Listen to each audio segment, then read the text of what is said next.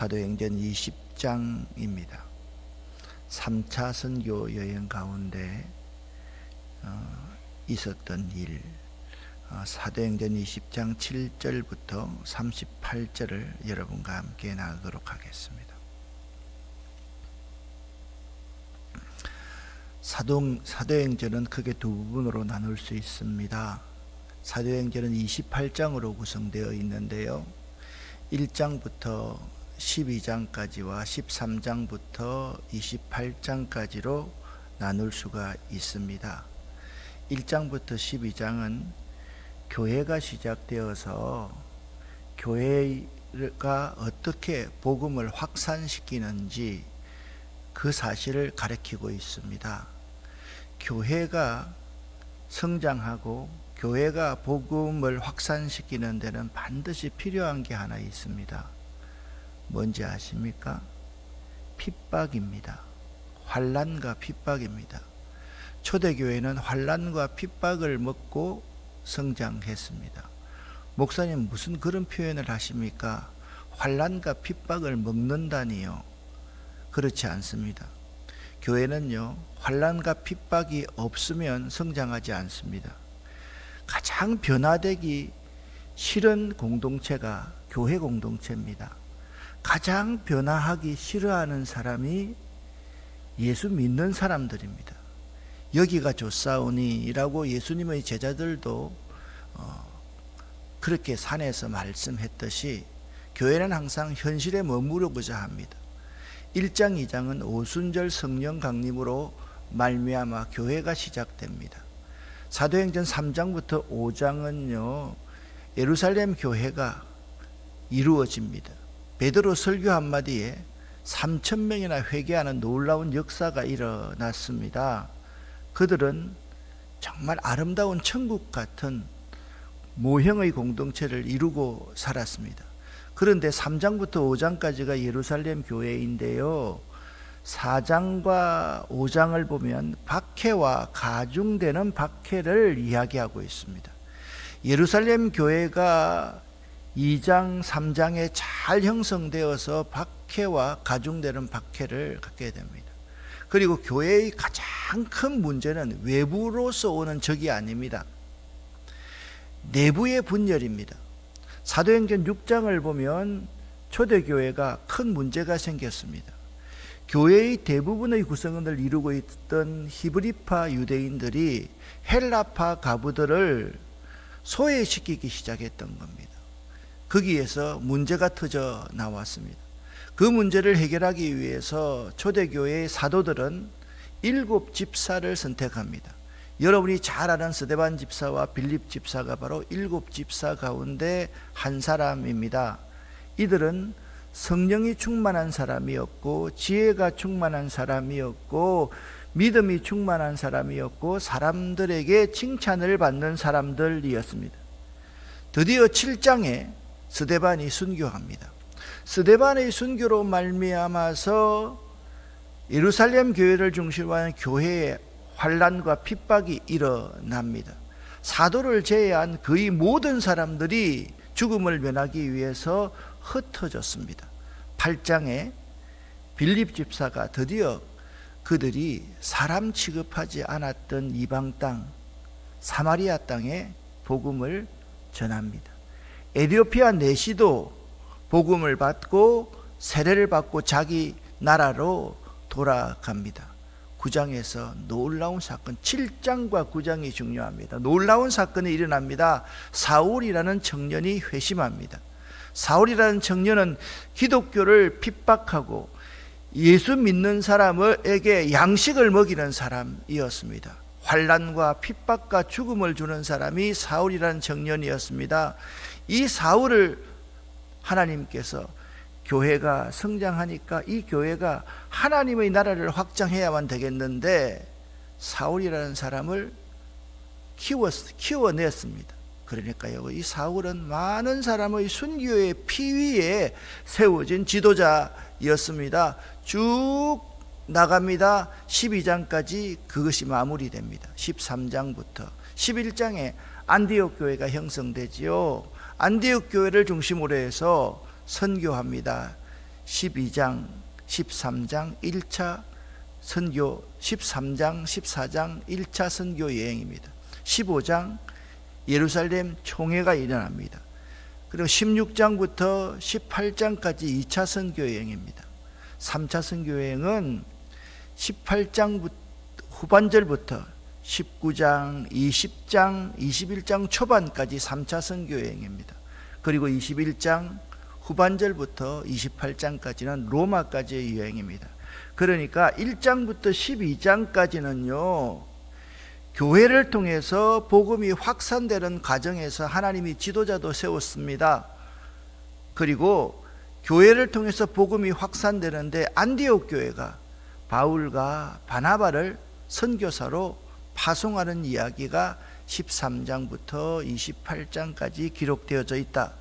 자, 말씀드렸습니다. 18장, 19장, 사실상 19장, 20장이지요. 3차 선교 여행은요, 2차 선교 여행을 마친 뒤 얼마 되지 않아서 바로 시작합니다. 18장 23절부터 21장 17절까지가 3차 선교 여행 이야기입니다. 3차 선교 여행에서 2차 선교 여행부터 기록자 누가는 사도 바울을 이렇게 표현하고 있습니다. 복음의 열정을 가진 사람이다. 말씀에 사로잡혀서 복음을 전하는 사람이다. 사도 바울은요, 말씀에 사로잡힌 복음의 열정의 사람으로 부르기아와 갈라디아 땅을 지나 이미 에베소에서 사역하고 있던 아굴라와 브리스길라와 합류해서 에베소 사역부터 3차 선교여행이 본격적으로 시작됩니다. 그리고 에베소에서 바울은요, 말씀 강해 중심으로, 바울의 선교는 아주 간단합니다. 자기 고향 중심에서 선교합니다. 1차 선교여행은요, 바나바의 고향인 구브로섬, 사이프러스 섬을 중심으로 해서 자기 고향 근처까지 갔었고요, 루스드라, 더베, 이고니온까지 갔어가지고 그 옆에가 바로 길리기아 다소, 자기 고향 아닙니까? 2차 선교여행, 3차 선교여행은 자기 고향을 중심으로 쭉 가서 갔는데요, 3차 선교여행은 갈라디아, 부르기아 땅을 거쳐서 에베소로 향하였다. 그리고 그곳에서 말씀 중심으로 항상 회당에 들러서 말씀을 강해하면서 복음을 전파했습니다. 드디어 이제 드로아에서 있었던 일입니다. 여러분, 유명한 유두고 사건입니다. 그러면 드로아라는 지역이 어떤 지역인지 여러분 생각나십니까? 바울이 아시아 땅에서 복음을 전파하려고 했을 때 주의 성령이 아시아 땅에서 복음 전하는 것을 허락하지 아니했습니다. 바울이 드로아에 내려갔을 때 환상을 봅니다. 마게도니아 사람들, 지금 유럽 빌립보 지방이죠. 빌립보 데살로니가가 있는 그 곳이죠. 마게도니아 사람들이 와서 우리를 좀 도와주십시오 라는 환상을 보고 하나님이 자기를 그리로 보낸 줄로 믿고 마게도니아 빌립보 교회를 개척했습니다. 바로 그 드로아에서 있었던 일입니다. 쉬운 성경으로 6절부터 12절까지를 같이 읽어보겠습니다. 우리는 무교절이 지난 뒤에 빌립보에서 배를 타고 5일 만에 드로아에서 그들을 만나 그곳에서 7일 동안을 머물었습니다. 안식일 다음 날 우리가 교제의 식사를 나누기 위해 모였을 때에 바울이 설교를 시작했습니다. 그는 다음 날에 떠나기로 되어 있어서 한밤중까지 신자들에게 설교를 계속했습니다. 우리가 모인 다락방에는 등불을 많이 켜 놓았습니다. 유두고라는 청년이 창문에 자리 잡고 앉아 있었는데 바울의 말이 너무 오래 계속되자 잠이 들어 그만 3층에서 떨어졌습니다. 사람들이 그를 일으켜 보니 이미 죽어 있었습니다. 바울이 내려가 유두고 위에 엎드려 그를 껴안고 말했습니다. 걱정하지 마십시오. 이 청년이 아직 살아 있습니다. 바울은 다시 위층으로 올라가서 빵을 떼어 먹은 후에 날이 새도록 오랫동안 설교를 하고 떠나갔습니다. 사람들은 살아난 젊은이를 집으로 데려가면서 큰 위로를 받았습니다. 아멘. 자, 1차 선교 3차 선교여행의 제일 먼저는요, 여러분 이 지도를 보시기를 바랍니다. 수리아 안디옥에서 길리기아 다소가 자기 고향입니다. 여기 갈라디아 지방과 부르기아 지방을 지나서 에베소에 왔습니다. 에베소에서 사역을, 말씀 사역을 했습니다. 그리고 다시 드로아로 갔습니다. 드로아에서 사도 바울은 마게도니아를 갔다가 유럽 첫성 빌립보 지방, 데살로니가 지방, 베레아를 갔다가 고린도와 아가야 지방, 여기가 이제 아가야 지방이거든요. 마게도니아와 아가야 지방을 가서 또 왔던 순서를 차례대로 돌아옵니다. 돌아오면서 그의 동력자들을 전에 드로아에 먼저 가 있어라. 그래서 그들보다 닷새 전에 제자들, 동력자들이 드로아에 가 있었다. 그렇게 여러분 생각하면 됩니다. 여기에 드로아가 바로 이곳입니다. 이 드로아에서 지금 유두고 사건이 일어난다. 그렇게 말씀을 하고 있습니다. 안식일 다음 날이면 오늘날로 말하면 주일이지요. 우리가 교제의 식사를 나누기 위해 모였을 때, 이렇게 여러분 누가복음을 보면요, 우리라는 단어가 나옵니다. 굉장히 중요한 단어입니다. 여기 우리에 누가 포함되어 있느냐? 위 섹션, 누가도 포함되어 있습니다. 누가와 디모데와 그 다음에 실라를 비롯한 중간에서 합류한 모든 사람들이 나와 있습니다. 교제의 식사를 나누기 위해 모였을 때 오늘날 주일날 바울이 설교하기를 시작했습니다. 그는 다음 날 떠나가기로 되어 있었기 때문에 한밤중까지, 이게 목사들은 참 이래서 참 문제도 문제입니다. 만나면 설교하지 않습니까? 근데 바울은 복음의 열정이 있는 사람이라 가지고 설교를 길게 했습니다. 아마도 사람들이 많이 모인 것 같습니다. 오늘날로 말하면 이 정도의 높이가 되는 넓은 곳에 사람들이 인산인해를 이룰 정도로 많이 바로 드로아에 모였던 것 같습니다. 그런데 위에 그 3층에서 많이 모였으니까 청년 한 명이 위쪽 3층 창문에 걸테고 앉아서 졸다가 떨어져서 죽어버린 것입니다. 그들이 이렇게 보니 이미 죽어 있었습니다. 그런데 사도 바울이 이렇게 말합니다. 걱정하지 마십시오. 이 청년이 아직 살아 있습니다. 그렇게 말하는 것입니다. 그 뒤에 이 청년을 어떻게 살렸는지 나와 있지 않습니다. 그것이 중요한 것이 아닙니다. 걱정하지 마십시오. 이 청년은 살아 있습니다. 살아날 것입니다. 할렐루야 했을 때 그들은 전부 다 아멘 했을 것입니다. 사람들은 12절에 살아난 젊은이를 집으로 데려가면서 큰 위로를 받았습니다. 그래, 복음이 살아있구나. 복음의 역사가 우리들 가운데 일어나구나. 그렇게 생각했을 것입니다. 그것이 위로가 되었습니다. 복음에 대한 바울의 열정은 참으로 대단했습니다.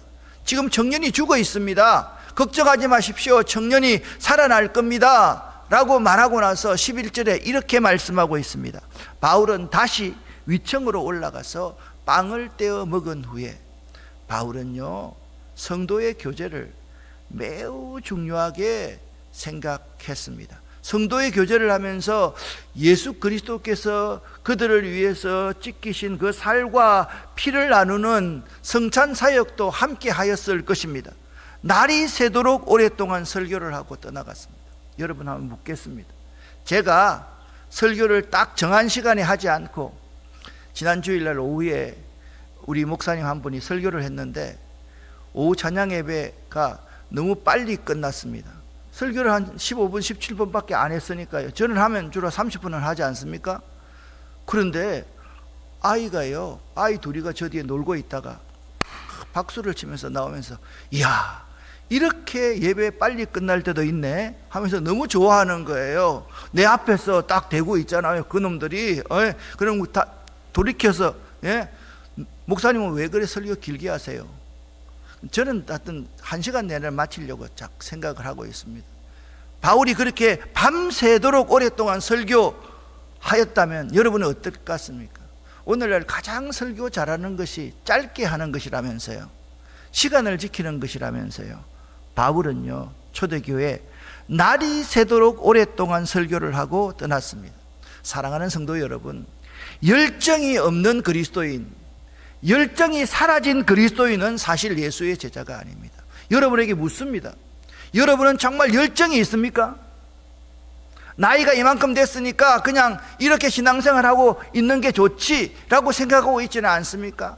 열정이 사라진 그리스도인은 그리스도인이 아니다, 이 점을 잊지 마시기를 바랍니다. 사도 바울은 오늘 밀레도에서 그런 설교를 합니다. 이 드로아에서 밀레도에 도착을 합니다. 우리는 먼저 배를 타고 아소를 향했습니다. 아소에 도착해서 바울을 그 배에 태울 생각이었습니다.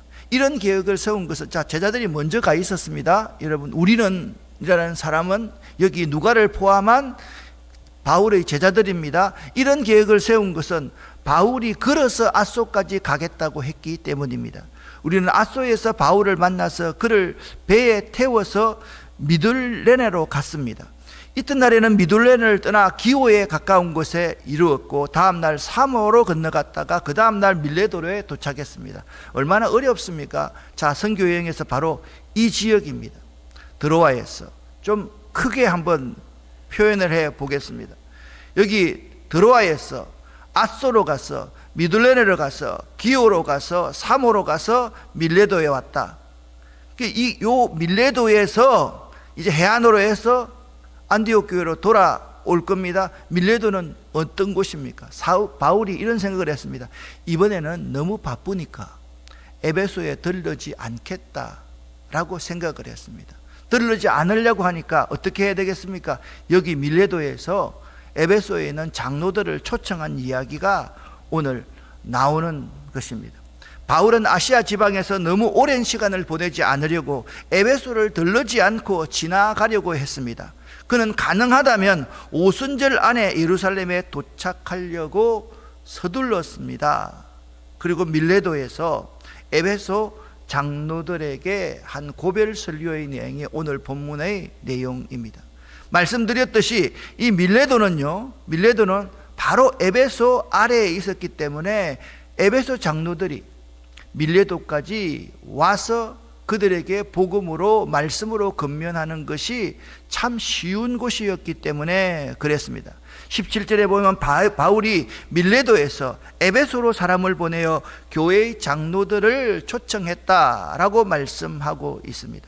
장로들이 오자 바울은 그들에게 이렇게 말했습니다. 내가 아시아에서 온 첫날부터 여러분과 함께 지내면서 어떻게 생활해 왔는지 여러분들은 잘 아실 것입니다. 바울이요, 가장 오래 목회했던 데가 에베소입니다. 거의 3년 가까이 목회했습니다. 3년 가운데 두란노 서원에서 2년 이상 말씀을 강해했던 곳입니다. 그동안 나는 유대인들이 지어낸 모함으로 몹시 고통을 당했습니다. 그러나 나는 언제나 겸손히, 때로는 눈물을 흘리며 주님을 섬겼습니다. 나는 여러분에게 유익이 되는 것이라면 무엇이든 주저하지 않고 전파하였습니다. 목숨을 걸고 복음을 전했다라는 것입니다. 열정을 가지고 복음을 전했다는 것입니다. 나는 그것을 공중 앞에서, 여러분의 집에서 여러분을 가르쳤습니다. 유대인들과 그리스도인 모두에게 회개하고 하나님께 돌아올 것과 우리 주 예수님을 믿으라고 선포했습니다. 바울은요, 에베소에서 3년이나 밤낮 쉬지 않고 복음을 전하고 가르쳤다라고 말씀하고 있습니다. 그가 그토록 정열을 쏟았던 예루살렘에 이르게 되면 다시는 에베소 교인들을 보지 못할 것 같으니까 그것을 알고 에베소 장로들을 청했던 것입니다. 여러분, 가만히 한번 보십시오.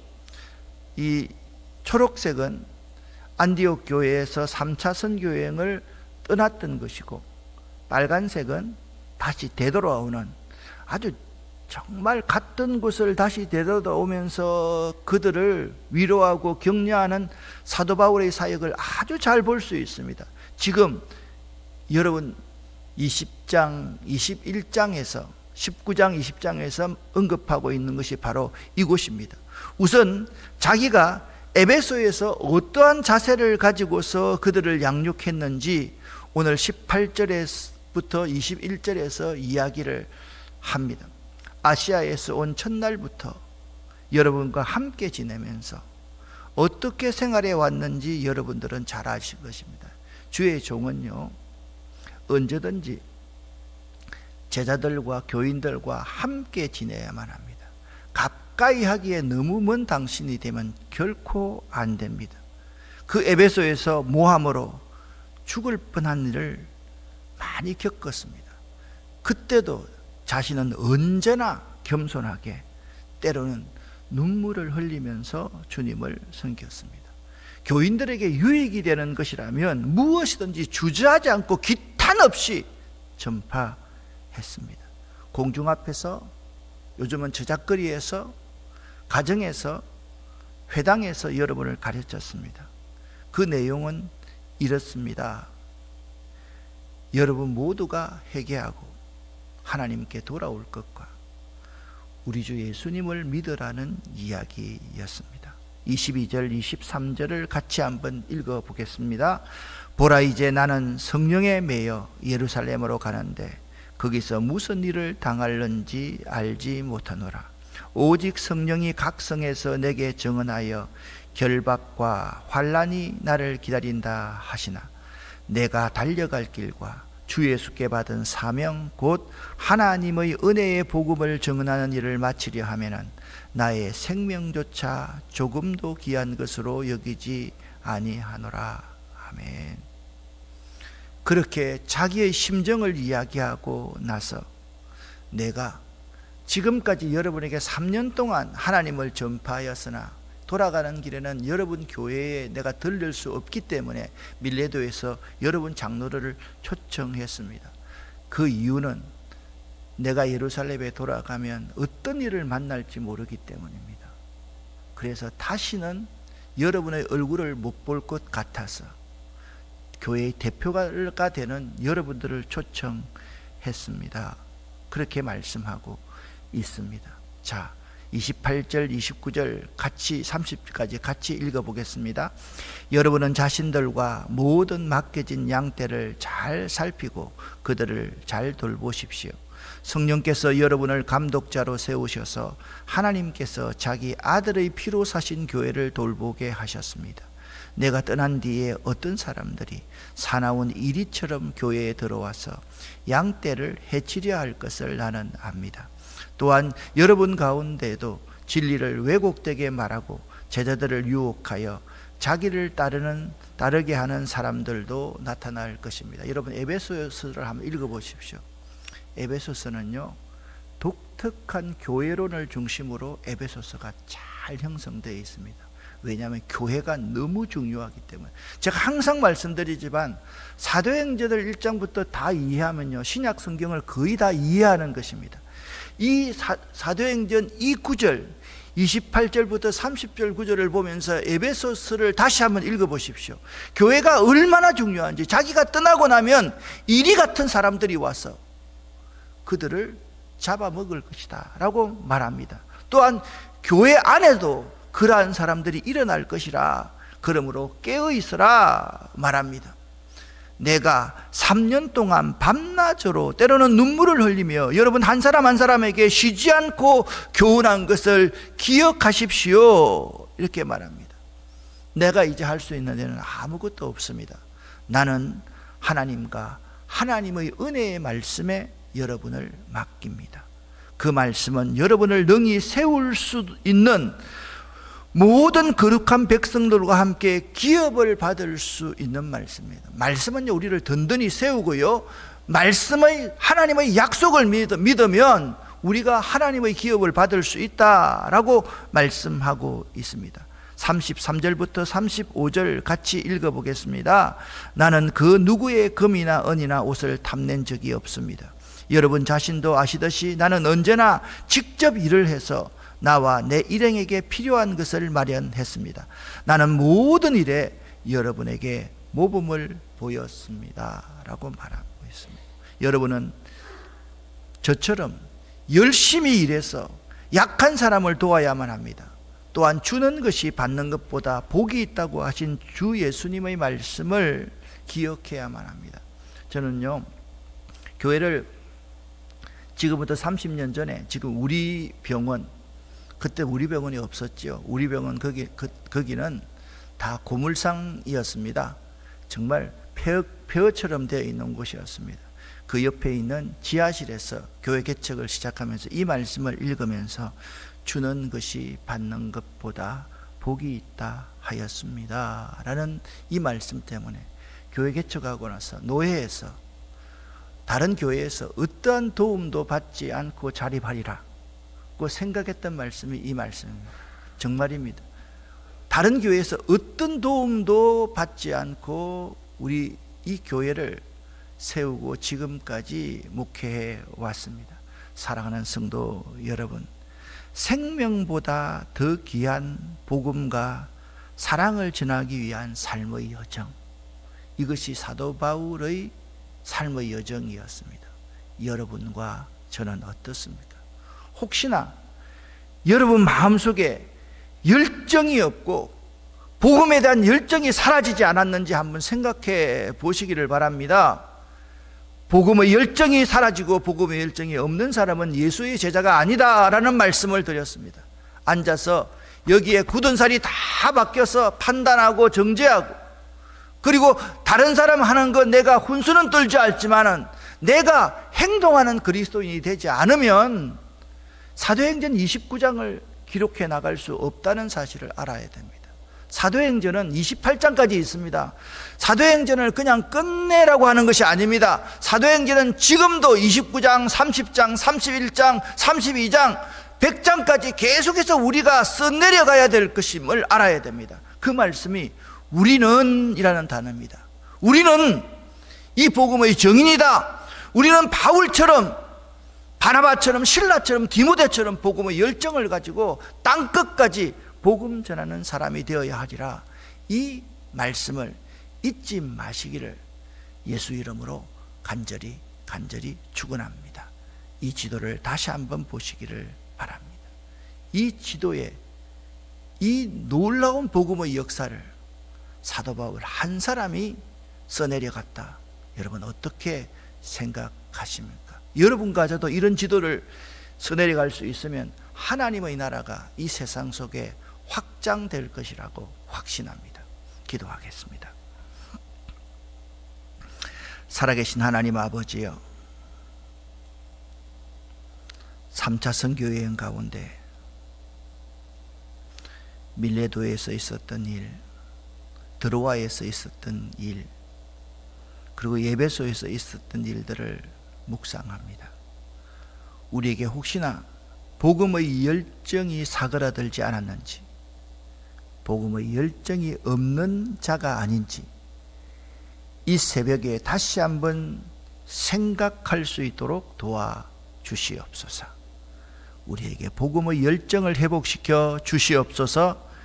예수 그리스도 이름으로 축복하옵고 간절히 기도 올립니다.